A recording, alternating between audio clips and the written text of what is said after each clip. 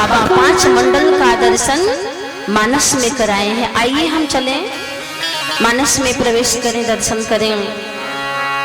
बाबा कहते हैं कि शंभू की नया चरित सुहावा, शंभू की नया चरित सुहावा, बहुरी कृपा करी उमहि सुनावा, बहुरी कृपा करी उमहि सुनावा, बहुरी कृपा करी उमहि सुनावा, बहुरी कृपा करी उमहि सुनावा, तेहि सन जाग वलिक तूने पावा, तेहि सन जाग वलिक तूने पावा,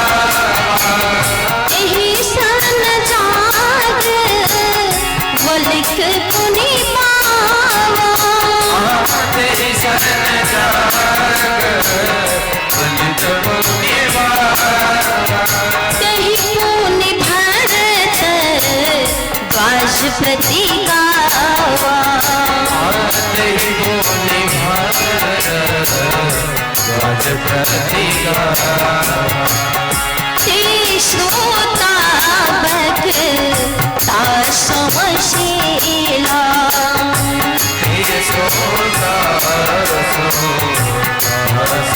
समशीला, समदर्शी जा नहीं हरि लीला, समदर्शी जा नहीं हरि लीला, समदर्शी जा नहीं हरि लीला।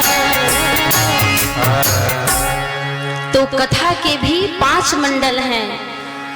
पहली बार कथा किसके हृदय में आई? वेद पुराण से निकल कर गए तो काशी विश्वनाथ भगवान शिव के हृदय में कथा आई। वर्णन आता है कि राजी महेशा निज मानस राखा, पाए सुषमय शिवासन भाषा। तो पार्वती जी को सुनाए।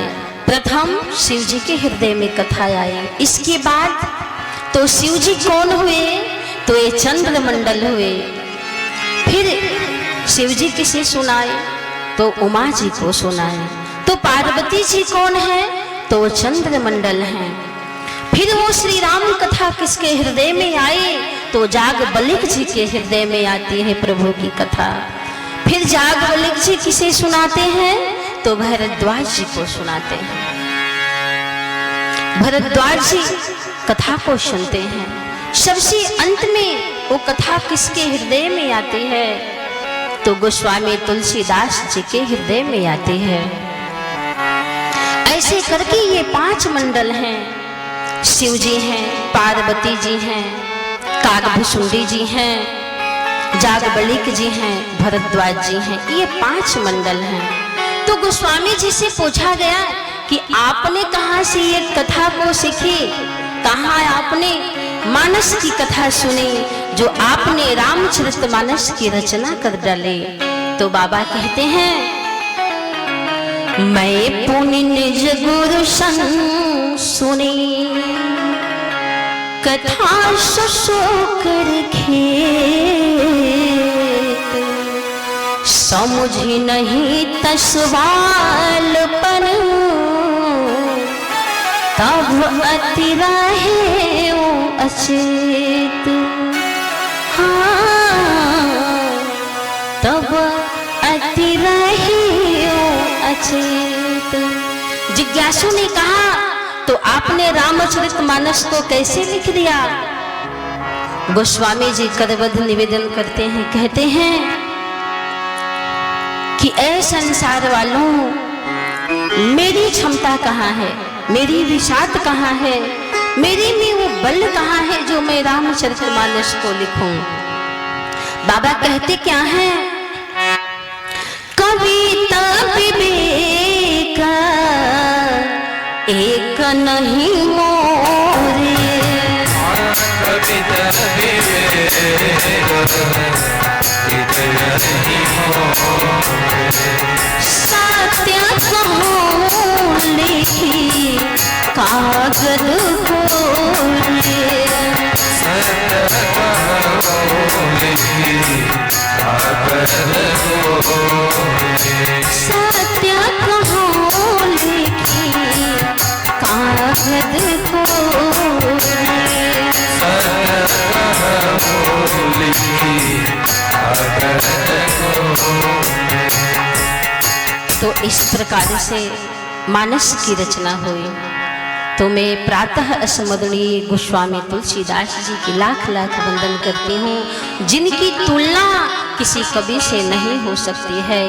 वर्णन आता है कि तुमने अपने राम सिया का रसिया सब जग देख लिया था, अरे कितने नयन विशाल तुम्हारे, कितना गहीर गंभीर हिया था, नहीं आज तक पहुंचा कोई जहां कहीं थी पहुंच तुम्हारी, बारंबार प्रणाम तुझे है हे मानस के अमित पुजारी, हे मानस के अमित पुजारी।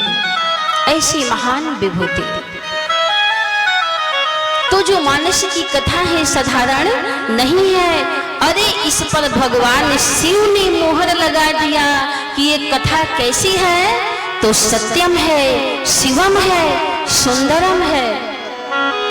जो मैं कल आप सबके बीच में इसकी चर्चा की थी कि इस कथा मानस की सत्यम कैसे है, शिवम कैसे है और सुंदरम कैसे है। तो रामचरित मानस की केवल कथा ही सत्यम शिवम सुंदरम नहीं है, क्या है, हमारी सृष्टि भी जो दिख रही है वो सत्यम शिवम सुंदरम की है। आप कहेंगे कैसे, ये तीन जुड़े हुए हैं, तीन चीज से जुड़े हुए हैं। सत्यम से कौन जुड़ा है, सत्यम से कौन जुड़ा, तो इस संसार के पत्रकार जुड़े हैं जो सत्य को फैलाएं, सत्य को प्रकाशित करें, न कि असत्य को प्रकाशित करें। शिवम से कौन जुड़ा, मैं सत्यम की विस्तार नहीं कर रही हूँ, विस्तृत है कि मानस में भी दो संवाददाता हैं, पत्रकार हैं। अच्छी चीजों का प्रचार करना, ऐसे संवाददाता होने चाहिए, ये न कि जो झूठी बातें हों संसार में उसका भी प्रचार किया जाए।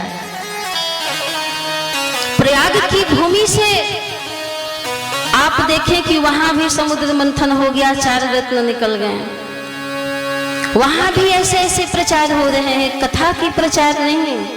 कौन कौन से लोग ऐसे ऐसे प्रचार कर रहे हैं। तो सत्यम से कौन जुड़े हैं, तो ये पत्रकार जुड़े हैं, संवाददाता जुड़े हुए हैं। शिवम से कौन जुड़ा है, तो कथाकार जुड़े हैं। कथा ऐसी होनी चाहिए जो वो हृदय में समा जाए, जीवन में समाहित हो, न कि दंत कथा हो हृदय में उतरे ही ना। जो कथा हृदय में न उतरे वह कथा कथा नहीं है, वह जीवन की व्यथा है, केवल मनोरंजन है। जो कथा हमारे जीवन में न उतरे, जो हमारे जीवन में हर पल चले न, हर क्षण उतरे न, तो केवल एक मनोरंजन का साधन बन जाए कि जितना हम व्यासपीठ से मनोरंजन कर लें, जितना नाच लें, जितना गा लें। लोग कहते हैं कि कथा में हंसाना चाहिए, नचाना चाहिए, तो मैं आपसे कहती हूँ कथा में हंसने की चीज ही नहीं है। ये भी नहीं कहूंगी कि राम जी का विवाह है तो आप उदास होकर बैठे, हंसना है। सुपर्णखा के प्रसंग पर हंस सकते हैं, शिव जी के विवाह पर हंस सकते हैं, राम जी के विवाह में हंस सकते हैं। स्वयं भगवान राम कहते हैं कि कथा व्यास को कैसे कहनी चाहिए। कथा आत्मरंजन की होनी चाहिए, आत्मरंजन हो, मनोरंजन की नहीं होनी चाहिए। प्रदर्शन नहीं हो, आत्मदर्शन हो कथा में। भगवान कहते हैं ये श्रीमुख वाणी है कि मेरी कथा व्यास को कैसे कहनी चाहिए। अरे मम गुण गावत पुलक शरीरा, मम गुण गावत पुलक शरीरा, मम गुण गावत पुलक शरीरा, मम गुण गावत पुलक शरीरा, गद गद कंठ नयन बहनीरा, गद गद नयन बहनीरा, गद गद कंठ नयन बहनीरा, गद गद कंठ नयन बहनीरा। प्यारे बंधु, तो मानस की महिमा अपरंपार है। मैं आपसे पूछूं कि मानस में 7 ही कांड क्यों हैं? 7 ही कांड क्यों बाबा लिखे? 8 क्यों नहीं लिख दिए? 9 क्यों नहीं बना दिए? 10 क्यों नहीं बना दिए? 11 क्यों नहीं बना दिए? 7 ही कांड क्यों? इसलिए कि 7 की संख्या हमारे इस धराधाम पर बहुसंख्यक में है। जैसे 7 दिन होते हैं, 7 सूर्य के घोड़े हैं, 7 रंग हैं, सप्तावरण हैं, सप्त ऋषि हैं, ये 7 हैं। और सबसे बड़ी सुंदर बात कि हमारे इस धराधाम पर 7 ही पुरियां हैं। बड़े बड़े विद्वान संत महात्मा जानते हैं कि 7 पुरियां हैं। 7 पुरियां कौन है? अयोध्या, मथुरा, माया, काशी, कांची, अवंतिका, पूरी, द्वारावती, गया, सप्तिका, मुक्तिदायिका। 7 पुरियां हैं। इसलिए बाबा ने 7 कांड बना दिया। बड़ी सुंदर भाव है। ये 7 कांड और जगत की 7 पुरियों की तुलना कैसे की गई? ये 7 कांड मानस के और 7 पुरियों की तुलना आइए अति संक्षिप्त में हम सुने। मानस के रामचरितमानस में जरा आप ध्यान देंगे कि श्री रामचरितमानस में पहला कांड कौन है? तो बाल कांड है। पहली पुरी कौन है? तो अयोध्यापुरी है।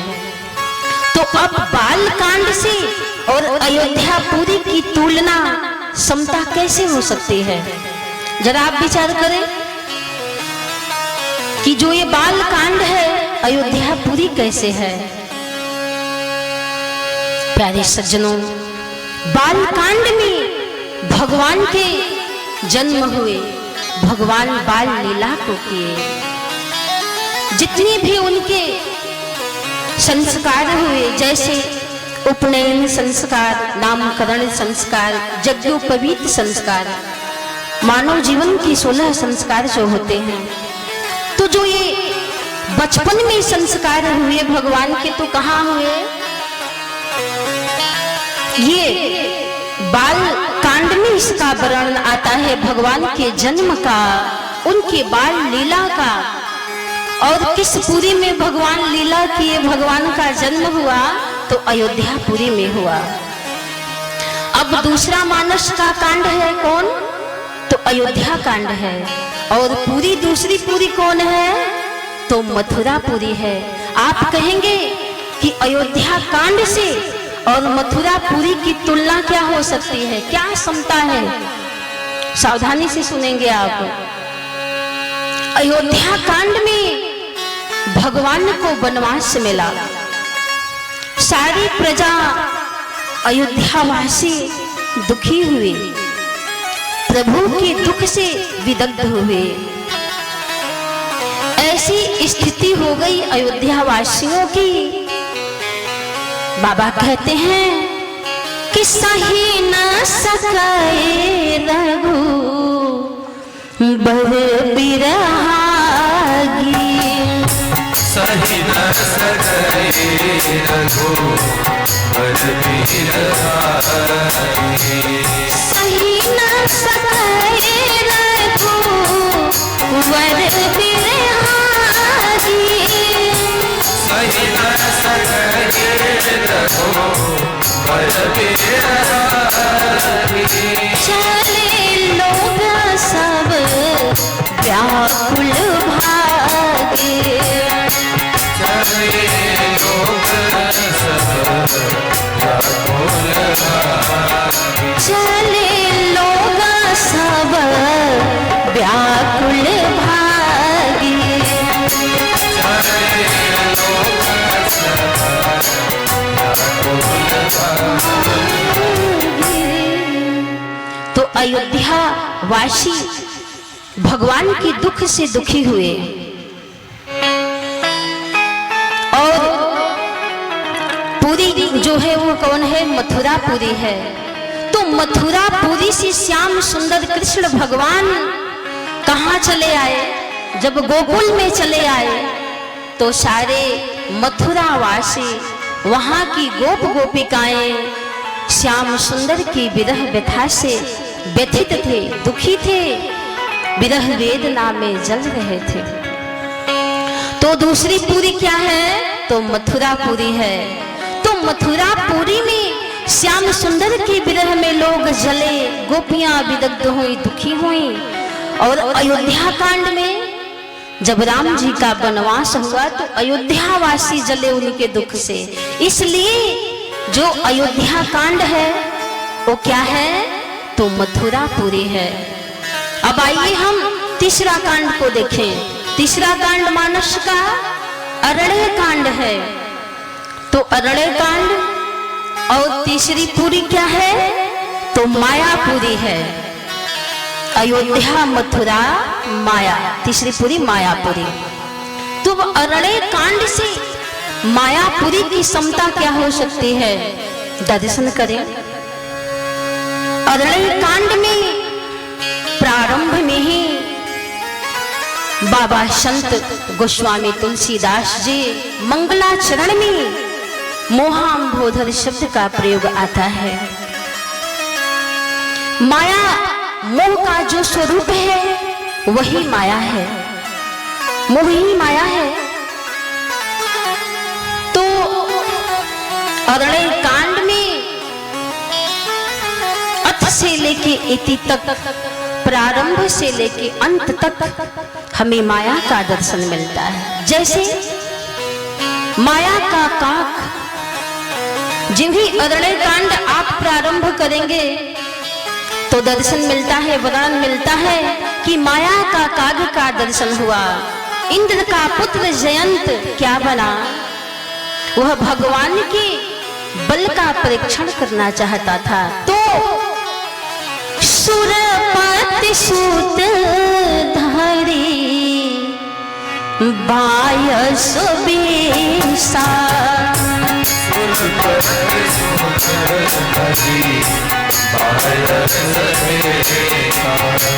सुरपति सूत धारी बायस बेसा, सुरपति सूत धारी बायस बेसा, सठ चाहत रघुपति बल देखा, सठ चाहत रघुपति बल देखा, जिमी पिपीले का सागर था, जिमी पिपीले का सागर था, महामंदमती पावन चाहा,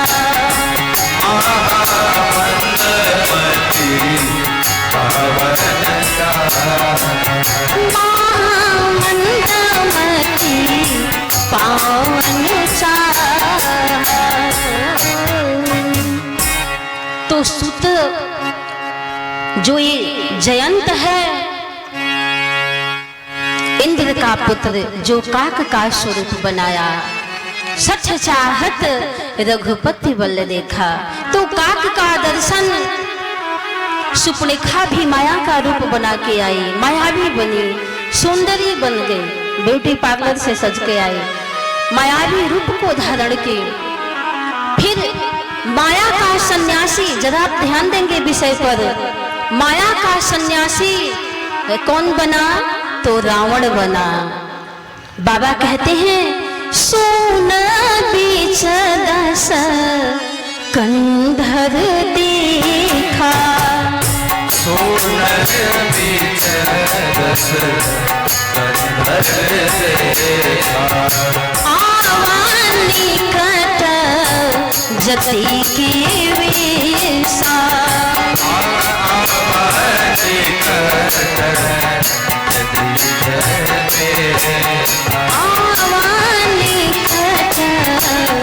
जति के वेसा।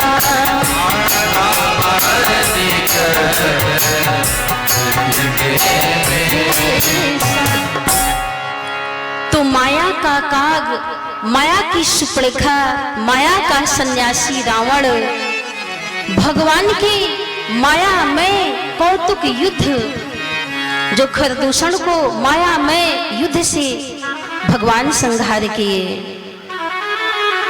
माया रूपी नारी का वर्णन और माया में भगवान की विरह व्यथा, जो रो रहे थे वन में कि हे खग मृग हे मधुकर श्रेणी, तुम देखी सीता मृग नैनी। ये माया में प्रभु की विरह व्यथा थे।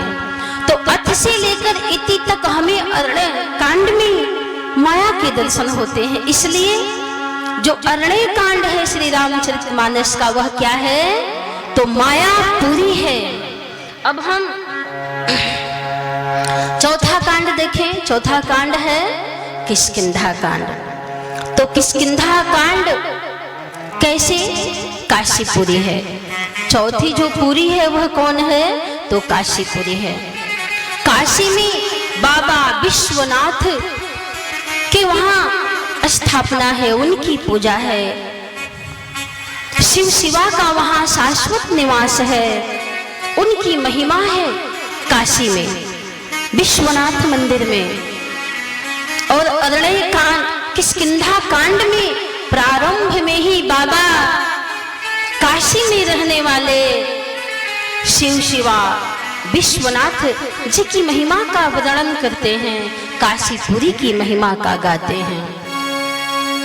किष्किंधा कांड के वर्णन में ही है, मुक्ति जन्म महि जानी, ज्ञान खानी अघहानि कर, जहाँ बस शंभु भवानी, सो काशी से कस, जरत सकल सुरवृंद, विषम गरल जी पान किए, तेहि न भजसि मन मंद, को कृपाल शंकर सरिस। तो काशी में भगवान विश्वनाथ की महिमा का वर्णन, उनके लिंग की महिमा का वर्णन, उनका वर्णन, और किष्किंधा कांड में शिव जी के वर्णन है, काशीपुरी की वर्णन है।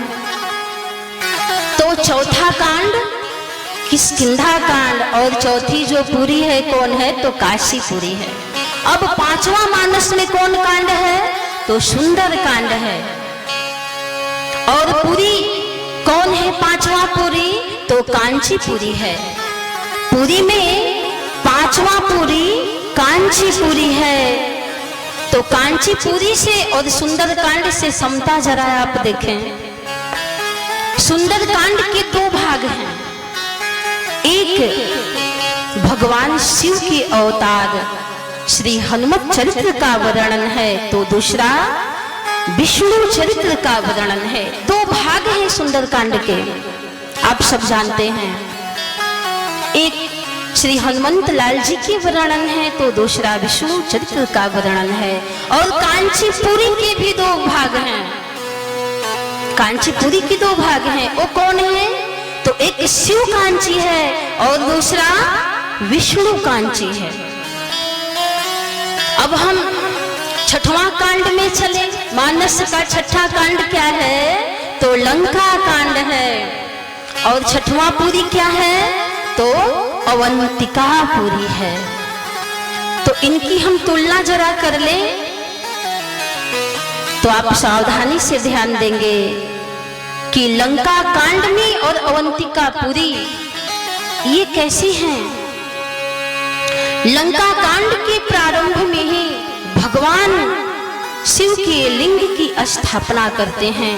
कहते हैं कि यहाँ करी हो शंभु थापना, यहाँ करी हो शंभु थापना, मोरे हृदय परम कल्पना, मोरे हृदय परम कल्पना, मोरे हृदय परम कल्पना, मोरे हृदय परम कल्पना। तो भगवान राम लंका कांड के प्रारंभ में ही शिवलिंग की स्थापना किए थे। वर्णन आता है उसका, यहाँ करी हो शंभु थापना, मोरे हृदय परम कल्पना। और अवंतिकापुरी में भी किसकी पूजा होती है? तो शिवलिंग की पूजा होती है, शिवलिंग की स्थापना है। इसलिए मानस का लंका कांड और छठा पुरी अवंतिकापुरी की समता एक है। अब सातवां कांड क्या है रामचरितमानस का? तो उत्तर कांड है। और सातवां पुरी क्या है? तो द्वारिकापुरी है। द्वारावती गया सप्तयेता मुक्तिदायिका। तो उत्तर कांड में और द्वारिकापुरी में तुलना है। उत्तर कांड में भगवान श्री राघवेंद्र सरकार का राज्याभिषेक होता है। राजगद्दी पर भगवान बैठे और श्याम सुंदर श्री कृष्ण भगवान द्वारिका के राज सिंहासन पर बैठे। इसलिए जो उत्तर कांड है वह क्या है? तो द्वारिकापुरी है। प्यारे बंधुओं, इस तरह से सात कांड की क्षमता इस जगत के पावन मुक्तिदायिनी अति पवित्र सप्तपुरियों से की गई। इसलिए बाबा ने सात कांड को लिखा, 8, 9, 10, 12 को नहीं लिखा। सज्जनों, इतनी भगवान की प्यारी कथा है मानस की, जो बाबा बड़े ही सजग हैं लिखने में। ऐसी संपत्ति हम सबको मिली है, लेकिन फिर भी हम कथा में आने के लिए कहते हैं ये पावन धरोहर मिला रामचरितमानस, इसके समान कोई ग्रंथ नहीं है। यह ऐसा एक वृक्ष है, हर वृक्षों का अपना अपना फल होता है, हर वृक्षों का अपना अपना फल होता है। लेकिन श्री रामचरितमानस रूपी एक ऐसा कल्पतरु है, जिस कल्पतरु की आप छाया में बैठे, श्री राम कथा रूपी कल्प वृक्ष के नीचे बैठे, तो ये सभी मनोकामनाओं को पूरी करने वाले हैं। वो कौन है? तो श्री राम कथा है। लेकिन ऐसी कथाओं में, सत्संग में आने के लिए कहते हैं कि हमारे पास समय नहीं है, टाइम नहीं है, फुर्सत नहीं है, मैं तो बड़ा व्यस्त रहता हूँ। ध्यान दीजिएगा, अरे परमात्मा ने आपको बहुत समय दिया है, तो कुछ क्षण भगवान के लिए भी निकालें। ये हमारे जीवन के काम तो कभी भी नहीं समाप्त होंगे। अरे जब तक है जिंदगी फुर्सत न होगी काम से, जब तक है जिंदगी फुर्सत न होगी काम से, तो कुछ ऐसा भी क्षण निकाले, प्रेम कर ले श्री राम से, प्रेम करें श्री राम से। तो अपने जीवन का कुछ क्षण निकाले। तो कुछ लोग कहते हैं कि अरे हम कथा में आए तो आए कैसे, सत्संग में आए तो आए कैसे, मन तो लगता ही नहीं है। जब ही बैठते हैं सत्संग में, कथा में, तो मन भागने लगता है। इसलिए कि ये मन बड़ा चंचल है, ये मन बड़ा चंचल है, लगता नहीं है। हे नाथ कैसे तेरा भजन करूं, ये मन बड़ा चंचल है, कैसे तेरा भजन करूं। इसे जितना ही इसे समझाऊं, बहुत समझाने का प्रयास करता हूँ, अरे जितना ही इसे समझाऊं उतना ही मचल जाए। जितना ही मन को पकड़ने की कोशिश करता हूँ उतना ही भागता फिरता है। सत्संग पंडाल से उठा के लेके चला जाता है, अरे अब घर चलो, घर का काम देखना है। प्यारे बंधुओं, 9 दिन के लिए आप, मैं यही कहूंगी कि श्री राम कथा में, सत्संग में भाग लें, अपने काम को भी देखें, लेकिन कुछ क्षण भगवान के लिए भी आप निकालें, जिससे हमारे जीवन की धन्यता है, पावन है। तो मन नहीं लगता है तो मन तो लगने लगेगा ना। एक महिला महात्मा जी के पास पहुंचे, कही महाराज जी ये बताइए कि यदि पूजा में मन न लगे तो बताइए कि पूजा करना चाहिए? तब तो पूजा करना एक पाखंड है, ऐसी पूजा नहीं करनी चाहिए जब मन ना लगे तो महाराज जी ने कहा कि तब करती क्या हो?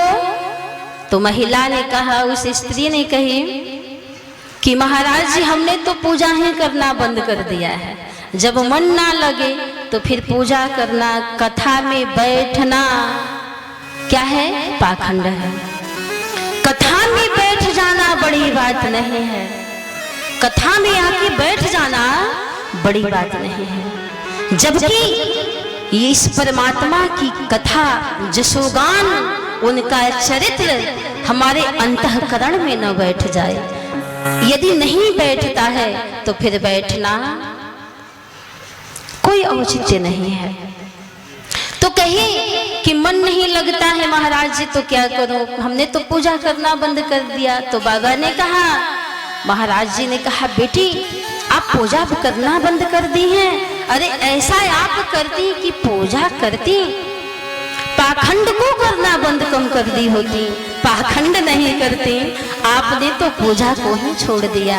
अरे मन ना लगे फिर भी भगवान के समक्ष जाइए, उनको मनाइए, धीरे धीरे आपके मन लगने लगेंगे, आप उसमें रमने लगेंगे।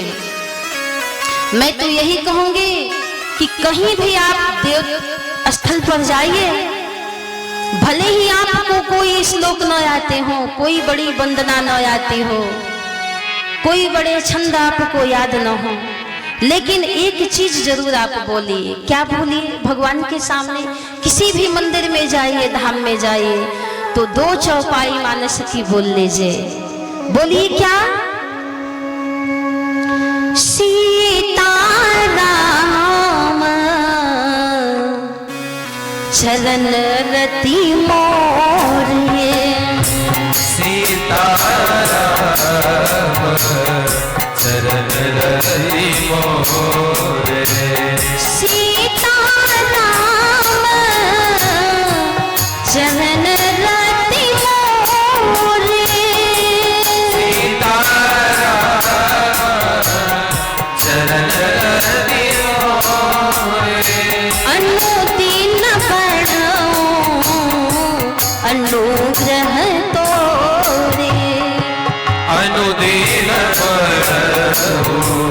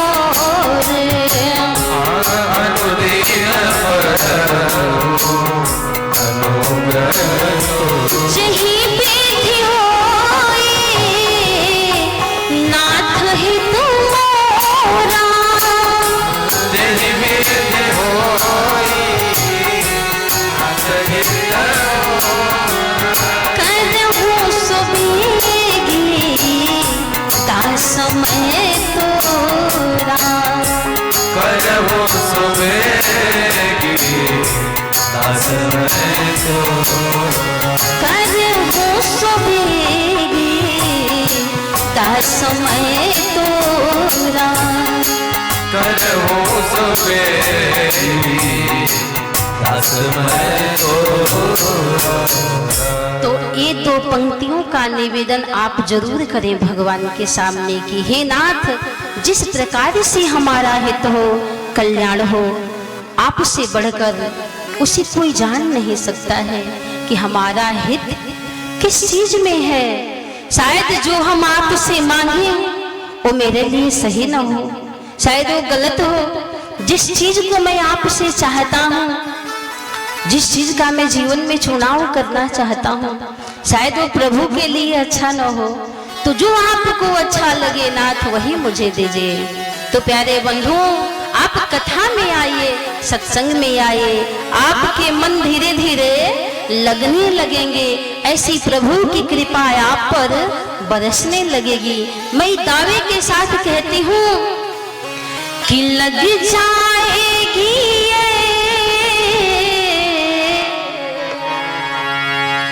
लग जाएगी लगन धीरे धीरे लग जाएगी लगन धीरे धीरे ओ लग जाएगी लगन धीरे धीरे प्रभु से होगा मिलन।